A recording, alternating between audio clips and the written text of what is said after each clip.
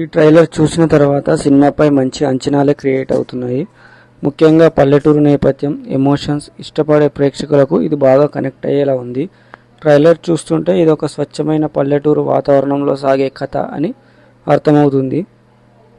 ఊరి జనాల మధ్య వాడే బంధాలు, సెంటిమెంట్లను చాలా సహజంగా చూపించారు.